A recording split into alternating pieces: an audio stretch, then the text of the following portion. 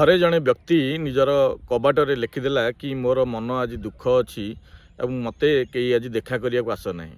କିଛି ସମୟ ପରେ ତାର କିଛି ପାଠଶାଠ ପଢ଼ିଥିବା କିଛି ସାଙ୍ଗ ଆସିଲେ ଏବଂ ତାର କବାଟରେ ଏଇ ଜିନିଷ ଲେଖା ହେଇଥିବାର ପଢ଼ି ସେମାନେ ନିଜ ନିଜ ବାଟରେ ଚାଲିଗଲେ।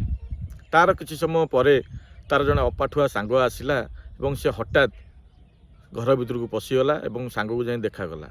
ତ ସାଙ୍ଗ ପଚାରିଲା, ଆରେ ସାଙ୍ଗ, ମୁଁ ତ ସେ କବାଟରେ ଲେଖିଦେଇ ଯାଇଥିଲି ଯେ ମୋର ଆଜି ମନ ଦୁଃଖ, ମୁଁ ଆଜି କାହାକୁ ଦେଖା କରିବାକୁ ଚାହୁଁନାହିଁ, ତୁ କେମିତି ଘର ଭିତରକୁ ପଶି ଆସିଲୁ ମୋତେ ଦେଖା କରିବା ପାଇଁ?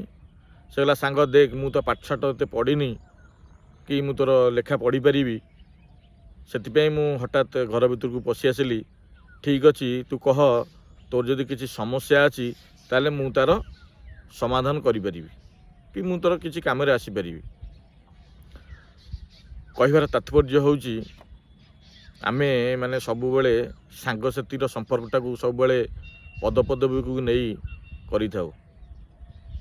ବେଳେବେଳେ ପିମ୍ପୁଡ଼ି ବି ଯେଉଁ କାମ କରିପାରେ ହାତୀ ସେ କାମ କରିପାରେନି।